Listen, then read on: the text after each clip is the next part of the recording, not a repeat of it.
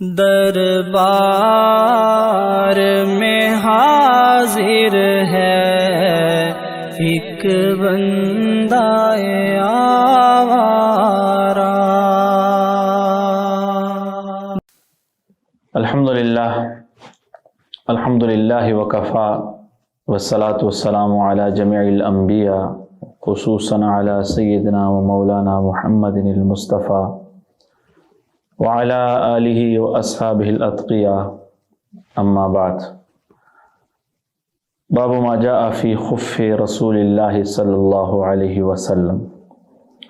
عن ابن بریدۃ عن ابیہ رضی اللہ عنہ ان النجاشی اہدى للنبی صلی اللہ علیہ وسلم خفین اسودین ساذجین فلبسہما ثم توضأ ومسح علیہما۔ امام ترمذی رحمۃ اللہ علیہ نے یہ باب نقل فرمایا ہے رسول اللہ صلی اللہ علیہ وسلم کے موزہ مبارک کے متعلق کہ آقا علیہ السلام کا موزہ پہن۔ رسول اللہ صلی اللہ علیہ وسلم نے اپنے پاؤں مبارک میں موزہ بھی پہنا ہے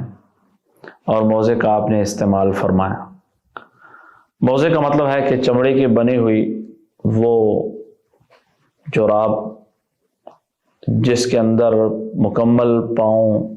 ٹخنے سمیت چھپ جائے، اور یہ موزہ ایسا بنا ہوتا ہے کہ اس کے اندر انسان چل بھی سکتا ہے اور اس کے اندر پانی بھی اندر نہیں جا سکتا، اور یہ ایسے تھوڑا ہارڈ اور مضبوط ہوتا ہے کہ ایسے اگر اس کو اس طرح کرو تو یہ اپنے پاؤں پہ اپنی پنڈلی پہ خود کھڑا بھی ہو سکتا ہے۔ اس کا مسئلہ یہ ہے کہ انسان اس موزے کے اوپر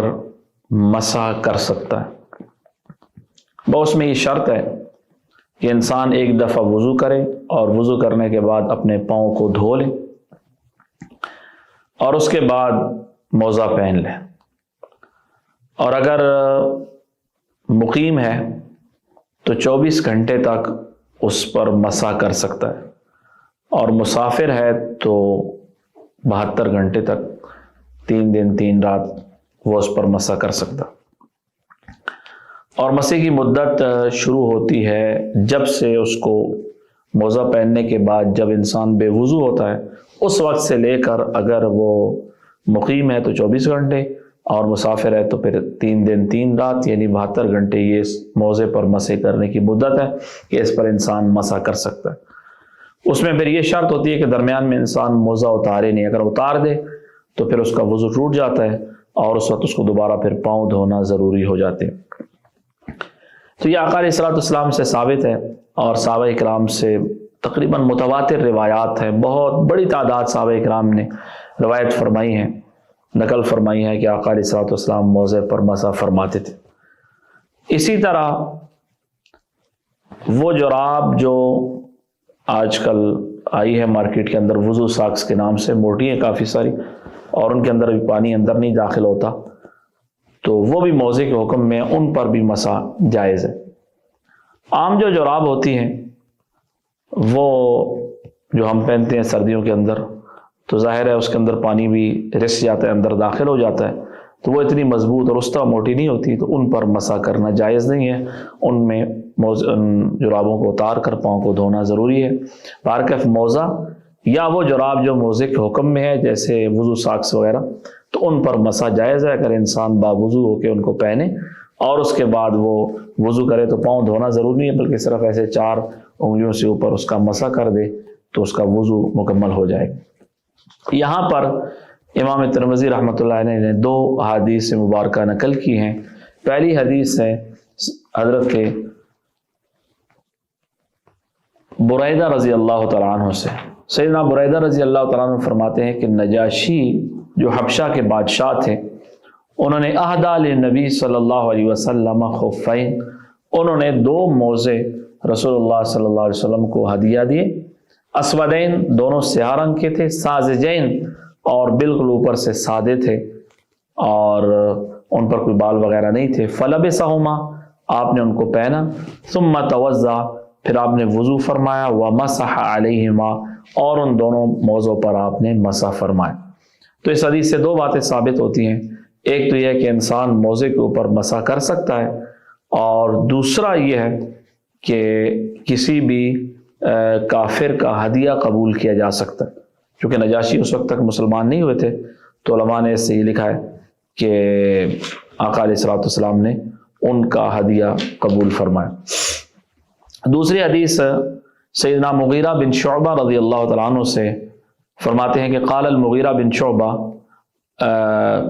اہدى دحیہ للنبی صلی اللہ علیہ وسلم خفین فلبسہما۔ حضرت دحیہ بن خلیفہ کلبی ایک دوسرے صحابی ہیں، انہوں نے آقا علیہ الصلوۃ والسلام کو دو موزے ہدیہ پیش کیے، فلبسہما، آپ نے ان کو پہنا۔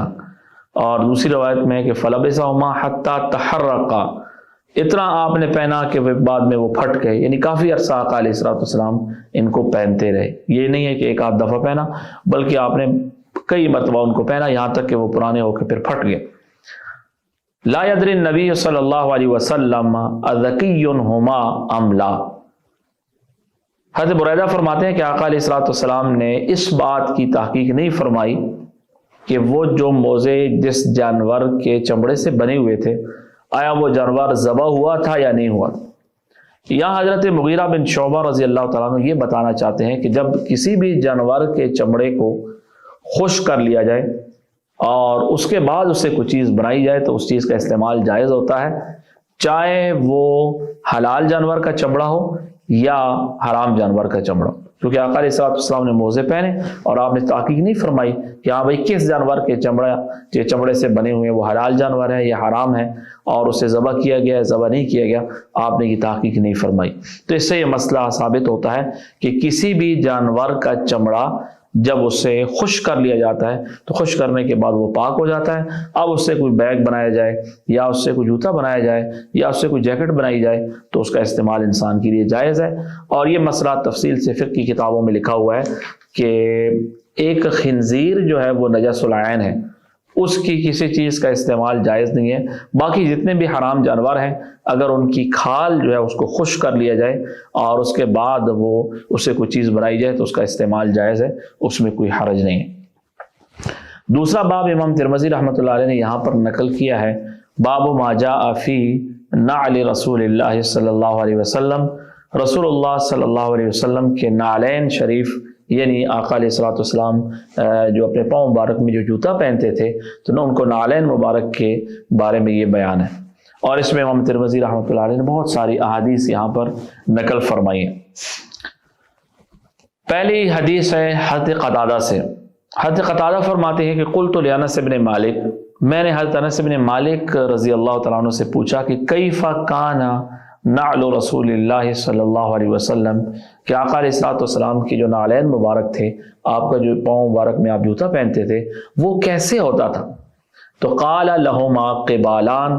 تو انہوں نے فرمایا کہ اس کے دو تسمے ہوتے، یعنی نیچے ایک چمڑا ہوتا تھا اور اس چمڑے کے اوپر ایک ایسے اور ایک اس طرح دو اس کے اوپر جو پٹیاں یا تسمے وہ دو اوپر لگے ہوتے تھے۔ اگلی حدیث میں اس کی مزید تشریح ہے حضرت عبداللہ ابن عباس رضی اللہ تعالیٰ عنہ سے، عن ابن عباس رضی اللہ عنہ قال کان لنعل رسول اللہ صلی اللہ علیہ وسلم قبالان، کہ آقا علیہ الصلوۃ والسلام کے جو نعلین شریفین تھے ان کے قبالان، دو ان کے تسمے تھے، اور مثنى شراکہما، اور دونوں تسمے جو دونوں پٹیاں اوپر لگی ہوئی تھی وہ دوہری تھی، ڈبل تھی، وہ دو تھے، یعنی دو تسمے اس طرح لگے ہوئے پھر دو تسمے اس طرح لگے ہوئے، تو وہ دوہرے جو دونوں تسمے تھے وہ آقا علیہ الصلوۃ والسلام کے نعلین کے تھے۔ تیسری حدیث وہ حضرت انس بن مالک سے، اور عیسیٰ بن تہمان جو حضرت انس بن مالک رضی اللہ تعالیٰ عنہ کے شاگرد ہیں فرماتے ہیں اخرج الینا انس بن مالک رضی اللہ عنہ نعلین، کہ حضرت انس بن مالک نے ہمارے سامنے دو نعلین باہر نکالے، جرداوین، جن کو اوپر سے بالکل ان کے اوپر بال نہیں تھے، بالکل چمڑے سے بنے ہوئے تھے اور بال ان کے اترے ہوئے تھے اوپر سے، لہما قبالان، اور ان کے دو اوپر تسمے، دو پٹیاں ان کے اوپر لگی ہوئی تھی. اور فحدثنی ثابت بعد عن انس، اور اس کے بعد فرماتے ہیں تشریف لے گئے اور حضرت کے شاگرد جو ہے ثابت ہیں، تو انہوں نے مجھے بتایا کہ انہما کانتا نعلی رسول اللہ صلی اللہ علیہ وسلم، یہ جو دونوں نعلین ہیں جو حضرت انس بن مالک نے ہمیں زیارت کروائی ہے، یہ آقا علیہ الصلوۃ والسلام کے نعلین مبارکین ہیں. تو یہ حضرات صحابہ کرام کا عشق و محبت بھی تھا کہ آقا علیہ الصلوۃ والسلام کے نعلین حضرت انس بن مالک رضی اللہ تعالیٰ عنہ اپنے پاس محفوظ رکھے ہوئے تھے، اور بعد میں اپنے شاگردوں کو وہ دکھاتے بھی تھے کہ یہ آقا علیہ الصلوۃ والسلام کے نعلین شریفین ہیں. تیسری حدیث نقل کی ہے حضرت عبید بن جریج نے. عبید بن جریج فرماتے ہیں کہ میں نے دیکھا کہ حضرت عبداللہ ابن عمر رضی اللہ تعالیٰ عنہ وہ چمڑے کا جوتا پہنتے ہیں جس کے اوپر بال نہیں لگے ہوتے. عام عرب میں رواج یہ تھا کہ بال والے جوتے پہنتے جن کے اوپر بال لگے ہوتے تھے. تو یہ حضرت عبداللہ ابن عمر رضی اللہ تعالیٰ عنہ ایسا جوتا پہنتے تھے جس کے اوپر بال نہیں لگے ہوتے تھے. تو ان کے شاگرد ہیں عبید بن جریج. تو عبید بن جریج کہتے ہیں کہ میں نے عبداللہ ابن عمر رضی اللہ تعالیٰ عنہ سے پوچھا کہ رأیتو کا تلبس النعال السبتیہ، کہ آپ یہ نعلین پہنتے ہیں، یہ جوتا پہنتے ہیں جس میں اوپر بال نہیں ہوتے، یہ چمڑے کا بنا ہوتا ہے، اس کی کیا وجہ ہے؟ تو انہوں نے فرمایا کہ انی رأیتو رسول اللہ صلی اللہ علیہ وسلم، میں نے رسول اللہ صلی اللہ علیہ وسلم کو دیکھا یلبس النعال، آقا علیہ الصلوۃ والسلام بھی وہ نعال پہنتے تھے التی لیس فیہا شعر، جن کے اوپر بال وغیرہ نہیں ہوتے تھے، بالکل صاف ہوتے تھے. تو اس لیے میں بھی آقا علیہ الصلوۃ والسلام کی اس سنت پر عمل پیرا ہوتا ہوں، اور میں بھی ایسا جوتا استعمال کرتا ہوں جس کے اوپر بال نہیں ہوتے. وَيَتَوَضَّأُ فِيهَا، اور آقا علیہ الصلوۃ والسلام اسی کے اندر آپ وضو فرما لیا کرتے تھے. کیونکہ ظاہر ہے ایسا جیسے ہم جوتا پہنتے ہیں بند، تو عرب میں ایسے بند جوتا نہیں، کھلا جوتا ہوتا تھا. تو کھلے جوتے کے اندر اگر انسان پاؤں دھوئے تو وہ جوتا پہنے ہوئے بھی انسان کے پاؤں مکمل طور پر دھل جاتے ہیں. تو آقا علیہ الصلوۃ والسلام اسی جوتے کے اندر ہی، اسی نعلین شریفین کے اندر ہی آپ وضو فرما لیا کرتے تھے. تو فَأَنَا أُحِبُّ أَنْ أَلْبَسَهَا، اور میں بھی پسند کرتا ہوں کہ میں وہی جوتا، اسی طرح کا جوتا میں بھی استعمال کروں. حضرات صحابہ کرام رضوان اللہ علیہ مجمعین کو، اور خاص طور پر عبداللہ ابن عمر رضی اللہ تعالیٰ عنہ کو یہ بڑا خاص ذوق تھا کہ آقا علیہ الصلوۃ والسلام کی جو چیز ان تک پہنچتی تھی وہ اس پر عمل کرنے کی مکمل کوشش فرمایا کرتے تھے. اگلی حدیث سیدنا ابو ہریرہ رضی اللہ تعالیٰ عنہ سے ہے. فرماتے ہیں کہ کانا لنعل رسول اللہ صلی اللہ علیہ وسلم قبالان، آقا علیہ الصلوۃ والسلام کا جو نعلین شریفین تھے ان کا جو تسمہ تھا، اوپر جو پٹیاں لگی ہوئی تھی، وہ قبالان دو تھی، دو تسمے اوپر لگے ہوئے تھے. اگلی حدیث حضرت عمر بن حریث رضی اللہ تعالیٰ عنہ سے، وہ فرماتے ہیں کہ رأیت رسول اللہ صلی اللہ علیہ وسلم یصلی فی نعلین مخصوفتین، میں نے رسول اللہ صلی اللہ علیہ وسلم کو دیکھا آپ نماز پڑھ رہے تھے ان نعلین کے اندر، مخصوفتین جن کے اندر دوہرا چمڑا لگا ہوا تھا. نیچے جو اس کی پٹی ہوتی ہے، نیچے والا جو چمڑا ہوتا ہے، تو وہ ڈبل چمڑا ایسے کر کے وہ لگا ہوا تھا، اور آپ نے وہ جوتا مبارک پہنا ہوا تھا، اور آپ انہی نعلین مبارکین کے اندر آپ نماز بھی پڑھ رہے تھے. یہاں مسئلہ یہ ہے کہ اگر انسان نے جوتا پہنا ہے اور وہ پاک ہے، پاک صاف جوتا ہے، تو انسان اس کے اندر اگر نماز پڑھنا چاہے تو نماز پڑھ سکتا ہے، شرعاً اس میں کوئی حرج نہیں ہے. ہمارے ہاں جو کہ عام طور پر ہم جو جوتے پہنتے ہیں تو وہ پاک صاف نہیں ہوتے، ظاہر ہے مٹی وغیرہ لگی ہوتی ہے کیچڑ میں، اور اسی طرح انسان جو ہے وہ باتھ روم وغیرہ میں اس کو استعمال کرتا ہے، تو اس لیے وہ اتارے جاتے ہیں اور اتار کے نماز پڑھی جاتی ہے. بارکف انسان اگر اس کا جوتا پاک ہے، صاف ہے، تو وہ اگر اس کو پہن کے نماز پڑھتا ہے، اور جوتا بھی ایسا ہو کہ جو سخت نہ ہو، اس کے پاؤں وغیرہ اس کے اندر مڑ جاتے ہوں، تو پھر اس کے اگر پہن کے وہ نماز پڑھتا ہے تو کوئی حرج نہیں. یہی حال جنازے کا بھی ہے. جنازہ پڑھنے میں اکثر ایسا ہو جاتا ہے کہ جنازوں میں انسان جوتے پہن کے جنازہ پڑھتے ہیں، تو اگر اس کا جوتا پاک ہے تو پھر تو وہ جوتا پہن کے نماز جنازہ پڑھ سکتا ہے، اور اگر جوتا جو ہے اس کا پاک نہیں، ناپاک ہے، تو پھر ظاہر سے جوتا اتار کے نماز جنازہ بھی پڑھنا ہوگا. جنازہ بھی اس طرح نہیں ہوتا. باقی نمازوں کا حکم بھی یہ ہے کہ اصل تعلق انسان کی اس جوتے کی پاکی اور ناپاکی کے ساتھ ہے، جوتا پہننے کے ساتھ نہیں ہے. اگر پاک صاف جوتا ہے تو پھر انسان پہن کے اگر جنازہ پڑھتا ہے یا نماز پڑھتا ہے، اور پھر اس میں کوئی حرج کی بات نہیں ہے. حدیث سے ثابت ہے، رسول اللہ صلی اللہ علیہ وسلم نے بھی، آپ نے بھی نماز پڑھی ہے. اگلی حدیث سیدنا ابو ہریرہ رضی اللہ تعالیٰ عنہ سے، اور اس کے اندر رسول اللہ صلی اللہ علیہ وسلم نے ایک ادب اپنی امت کو سکھایا ہے. سیدنا ابو ہریرہ فرماتے ہیں کہ ان رسول اللہ صلی اللہ علیہ وسلم قال کہ آقا علیہ الصلوۃ والسلام نے فرمایا کہ لا یمشین احدکم فی نعل واحد، کہ کوئی انسان ایک جوتا پہن کے نہ چلے، لیونعلہما جمیعا، یا تو دونوں پہنے، اور لیحفہما جمیعا، یا دونوں کو اتار دے۔ کہ بعض دفعہ انسان جا رہا ہے اور ایک جوتا ہے اس کے پاس ایک نہیں ہے، تو ایک پہن لیا اور ایک پاؤں جو ہے وہ ننگا ایسے جا رہا ہے، تو آپ نے اس سے منع فرمایا کہ ایسا نہ کرے، یا دونوں اتار دے یا دونوں پہن لیں۔ بعض دفعہ کوئی اتفاقاً مجبوری آ جائے، تھوڑی سی دیر آپ یہاں سے وہاں تک آپ نے جانا ہے اور ایک جوتا ٹوٹ گیا اور آپ اس کو اتار کے اپنے ہاتھ میں پکڑ لیا، تھوڑا سا آپ چلے، تو اس میں تو کوئی مسئلہ نہیں ہے۔ لیکن ویسے مسلسل انسان جب چلتا ہے تو آپ نے اس سے منع فرمایا کہ ایک جوتا پہنے اور ایک اتارے، ایسا نہ چلے، ایسا نہ کرے، بلکہ دونوں جوتے پہنے اور یا دونوں اتار دیں۔ اسی طرح آقا علیہ الصلوۃ والسلام سے بعض اور چیزیں بھی ایسی ہیں جو آپ نے منع فرمائی۔ مثلا ایک حدیث میں آتا ہے کہ ایک انسان ایسی جگہ پر بیٹھا ہے جہاں کچھ حصے پر دھوپ لگ رہی ہے اور کچھ حصہ اس کا جو سائے میں ہے، تو آپ نے اس سے بیٹھنے سے منع فرمایا کہ یا مکمل انسان دھوپ میں بیٹھے یا مکمل سائے میں بیٹھے۔ تو اسی طرح یہاں پر بھی آپ نے منع فرمایا کہ ایک جوتا انسان نے پہنا ہوا ہے اور ایک اس نے اتارا ہوا ہے۔ تو ایک تو اس کی ظاہری وجہ ہے کہ انسان کو یہ ایسا کام نہیں کرنا چاہیے جو خلاف ترتیب و ترتیب سے ہٹ کر ہے۔ ایک انسان کے اندر اس کو کہیں کہ یہ ایک نظم کے خلاف ہے، اور ویسے انسان کی بے ترتیبی ہے کہ ایک جوتا اس کے پاؤں میں ہے ایک نہیں۔ تو اس سے پتہ چلتا ہے کہ انسان کو باقی چیزوں میں بھی ایسا ہے کہ انسان قمیض پہن رہا ہے، چادر پہنی ہوئی ہے، اس نے کوئی چیز پہنی ہے تو اس کو اچھی طرح پہنے۔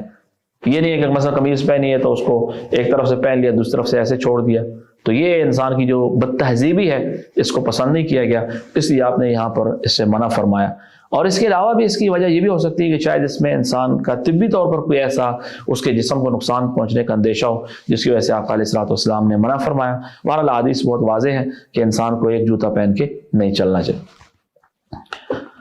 دوسری حدیث میں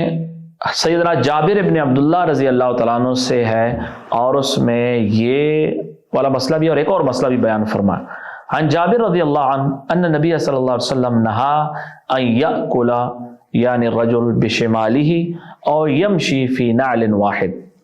حضرت جابر رضی اللہ تعالیٰ عنہ فرماتے ہیں کہ رسول اللہ صلی اللہ علیہ وسلم نے منع فرمایا کہ انسان بائیں ہاتھ سے کھائے۔ بائیں ہاتھ سے کھانے سے آپ نے منع فرمایا کہ انسان کھانے میں ہمیشہ دائیں ہاتھ استعمال کرے، اور یہ ہمارے یہاں آج کل کافی فیشن بن چکا ہے کہ لوگ جو ہے نا بائیں ہاتھ سے کھاتے ہیں۔ اور ویسے نوجوانوں کو آپ دیکھ لیں کہ جب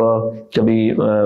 کھانے کی نوبت آتی ہے، بعض دفعہ ایک ہاتھ سے برگر کھا رہے ہیں دوسرے ہاتھ سے بوتل پی رہے، تو یہ ایسا نہیں کرنا چاہیے۔ یہ ایسے ولیموں میں دیکھا ہے کہ انسان کھڑے ہو کر جناب بائیں ہاتھ سے کھا رہے ہیں، تو یہ احادیث میں سے منع آیا، اور بلکہ بعض احادیث میں بہت سختی آئی ہے۔ آقا علیہ الصلوۃ والسلام نے ایک دفعہ ایسا ہوا، صحابہ فرماتے ہیں کہ آپ